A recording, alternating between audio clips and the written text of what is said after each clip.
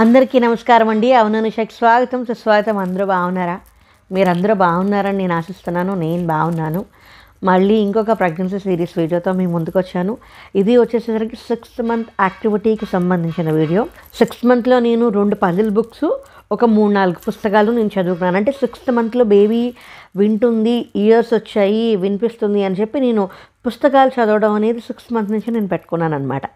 ఇప్పుడు ఈ వీడియో ఏంటి అంటే, ఇది మీకు నేను చెప్పాను అని నేను అనుకుంటున్నాను. I am a first time mommy, అంటే నేను మొదటిసారి అమ్మని అవుతున్నాను అనేదన్నమాట ఈ పుస్తకం. ఇది మామూలుగా నాకు ఈ టైటిల్ నచ్చే తీసుకున్నాను చెప్పాలంటే. అంటే ఈ బొమ్మ, ఈ టైటిల్ చూసారా ఎంత బాగుందో, దీని గురించి నేను తీసుకున్నాను. ఇది చదివిన తర్వాత నాకు అనిపించింది ఏంటంటే, ఇది ఇద్దరు స్నేహితులు మాట్లాడుకుంటే ఎలా ఉంటుందో నాకు అలా అనిపించింది. అంటే ఇప్పుడు నేను కడుపుతో ఉన్నాను అని నేను నా స్నేహితులతో ఒకవేళ ఏమన్నా మాట్లాడితే ఎలా ఉంటుందో అలా ఉంది. ఈ పుస్తకం నాకు ఎలా అనిపించిందంటే, ఇది ఇద్దరు స్నేహితులు మాట్లాడుకున్నారు. అంటే కడుపుతో ఉన్న ఒక స్నేహితురాలు ఇంత క్రితం తను డెలివరీ చేసిన ఇంకొక స్నేహితురాలతో ఎలా మాట్లాడుకుంటుందో అలా మాట్లాడినట్టు నాకు అనిపించింది. ఇందులోంచి మనం తెలుసుకోవాలి అంటే, తెలుసుకోవడం అని కాదు, ఇన్ఫర్మేటివ్గా కాదు, ఎమోషనల్గా ఉందని నాకు అనిపించింది. అంటే ఇప్పుడు ఎసెన్స్ ఆఫ్ మదర్హుడ్ ఏంటి అంటే, ఏం తినాలి, ఏం తినకూడదు, ఏం చేయాలి, ఏం చేయకూడదు, ఎలా ఉంటుంది, అదంతా చాలా ఇన్ఫర్మేటివ్గా ఉంది. ఇది వచ్చి ఎమోషనల్గా, అంటే ఇప్పుడు ఇద్దరు మన మనసైన వాళ్ళతో మనం మాట్లాడుకుంటే ఎలా ఉంటుంది. ఇది చాలా చిన్నగానే ఉంది బుక్. ఇది వచ్చేసరికి స్వర్ణ శిక్ష అని నోషన్ ప్రెస్ వాళ్ళ ద్వారా ఇది రిలీజ్ చేశారు.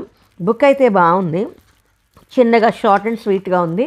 ఇందులో ఏంటి అంటే, అసలు సర్వసాధారణంగా కొత్తలో అమ్మలు bloopers made by first time moms, అంటే కొత్తలో అమ్మలు ఏమేంత బ్లాపర్స్ అంటే ఏంటి అంటే, చిన్న చిన్న పొరపాట్లు చేస్తూ ఉంటారు కదా, అవి ఏంటి, ఎలా ఉంటాయి.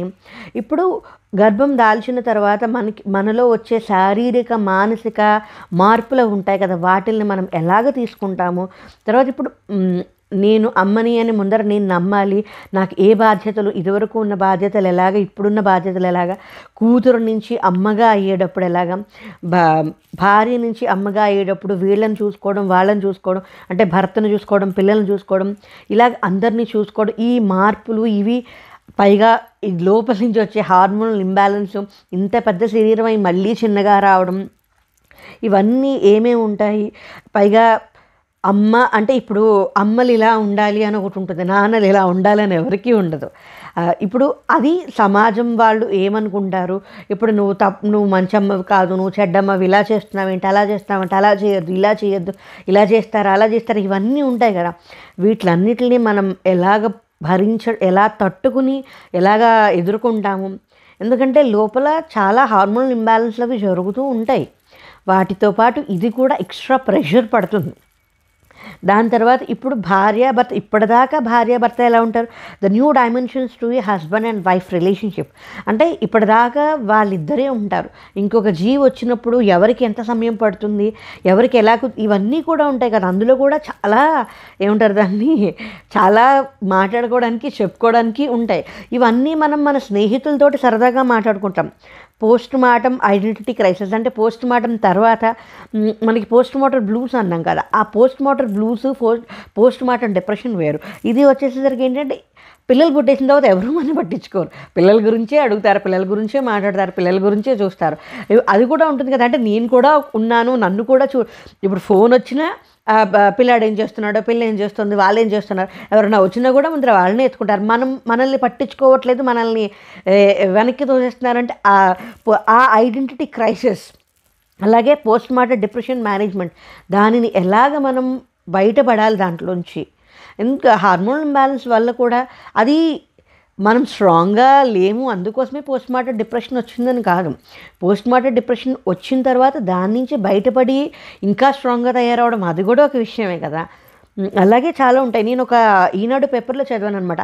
సుష్మితా సేను, ఎవరో కొంతమంది, శిల్పా శెట్టి, ఎవరో కొంతమంది అలాగే పోస్ట్ మార్టం డిప్రెషన్స్లో అంటే వసుంధర ఈనాడు పేపర్లో సెలబ్రిటీస్ వాళ్ళు పోస్ట్ మార్టం డిప్రెషన్లోకి లోనయ్యి అందులోంచి వాళ్ళు ఎలా బయటకు వచ్చారో అని ఒక ఆర్టికల్ అయితే చదివాను అనమాట. అప్పుడు నాకు తెలిసింది ఇలాగ పోస్ట్ మార్టం డిప్రెషన్ అనేది ఒకటి ఉంది అని. నాకు ఇప్పటిదాకా తెలీదు.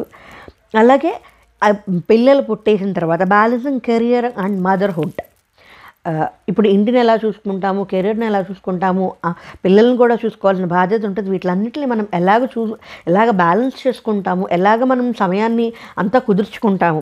అలాగే హెల్దీ మామ్ మైండ్ సెట్ అంటే ఇప్పుడు నా బ్రెయిన్ ఎంత స్ట్రాంగ్గా ఉండాలి, నేను మానసికంగా ఎంత దృఢంగా ఉండాలి, ఎంత ప్రశాంతంగా ఉండాలి, ఏది ఉన్నా ఎలాగ వాటిలన్నిటిని వదిలేయాలి, ఇవన్నీ ఇదేంటి అంటే నాకు అనిపించింది అయితే ఇప్పుడు నేను ఒక స్నేహితురాలతో ఎలా మాట్లాడతానో ఇదిగో ఇలా ఉంది అని మాట్లాడినట్టు ఈ పుస్తకం చదువుతున్నప్పుడు నాకు అనిపించింది.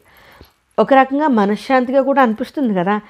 ఇప్పుడు అక్క కానీ ఎవరన్నా మన చుట్టాల్లో కానీ ఎవరన్నా మనకంటే ముందర ప్రెగ్నెంట్ అయితే మనం వాళ్ళకి ఫోన్ చేసి ఇదిగో ఇలా ఉంది, ఇప్పుడు నాకు ఇలా ఉంది, ఈ నెలలో ఇలా ఉంది, ఎలా చెప్పుకుని ఎలాగా మనకి ఇలా అనిపిస్తోంది, మా ఆయన ఇలా ఉన్నాడు, మా అమ్మ ఇలా ఉంది, ఎవరు నన్ను పట్టించుకోవట్లేదు, పిల్లల్ని అడుగుతున్నారు, ఇలా మామూలుగా సరదాగా స్నేహితులతోటి ఎలాగ మాట్లాడుకుంటామో మనసైన దగ్గర స్నేహితులతో ఎలా మాట్లాడతామో అలా మాట్లాడినట్టు I am a first time mummy పుస్తకం నాకైతే అనిపించింది. బాగుంది. నాకు నిజంగానే నేను ఒక 2 సంవత్సరాల నుంచి ఇక్కడ న్యూఢిల్లీ వచ్చాక నేను అసలు వెనక్కి వెళ్ళలేదు. పెద్దగా ఎవరితోటి కూడా ఎక్కువగా మాట్లాడలేదు. ఎందుకంటే ఇదేదో చేసుకోవాలి, దీని మీదే కాన్సన్ట్రేషన్ అంతా పెట్టుకుని ఇది నేను కన్ఫర్మ్ చేసుకోవాలి, తర్వాత ఈసారి అటు వెళ్తే బేబీతోటే వెళ్ళాలి లేదా బిడ్డతోటే వెళ్ళాలి అని నేను కాన్సన్ట్రేట్ చేస్తున్న 1 సంవత్సరం నుంచి నేను ఎవరితోటి పెద్దగా మాట్లాడకుండా దీని మీదే పూజలు పునస్కారాలు కానీ ఏం చేసినా అన్నీ దీని గురించే చేస్తూ ఉన్నాను. నాకు 5th మంత్ దాకా నేను ఉగ్గబట్టుకుని ఉన్న ఫోన్స్ కూడా పెద్దగా ఎక్కువగా మాట్లాడలేదు. అంటే ఫోన్స్కి ల్యాప్టాప్స్కి కూడా కొంచెం దూరంగా ఉన్నాను. నేను ఉగ్గబట్టుకుని ఉన్నాను 5th మంత్ దాకా, ఎవరిని చూడకుండా ఎవరితో మాట్లాడకుండా ఉన్నది.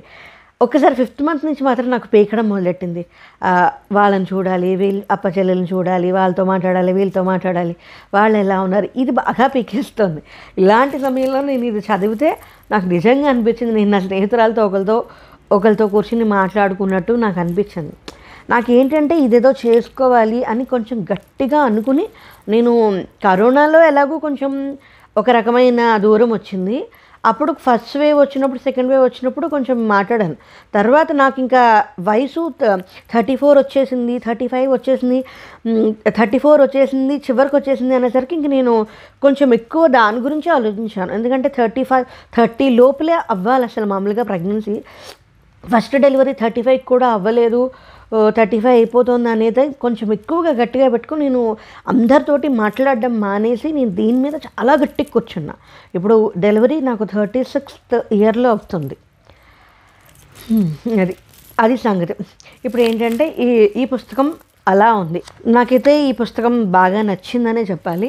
మీరు కూడా ప్రెగ్నెంట్ అయితే కనుక ఈ పుస్తకం ఒకసారి చదవండి. ఒకవేళ కాకపోయినా soft copy I am first time mommy PDF free download అని కొడితే గుడ్ రీడ్స్లో కానీ మామూలుగా లేదా పీడిఎఫ్లో అన్నా దొరుకుతుంది. ఒకసారి చదివి మీకేమనిపించిందో ఒక కామెంట్ రూపంలో చెప్పండి. మీకు నచ్చుతుందనే నేను అనుకుంటున్నాను. మరి థ్యాంక్స్ ఫర్ వాచింగ్. జై హింద్.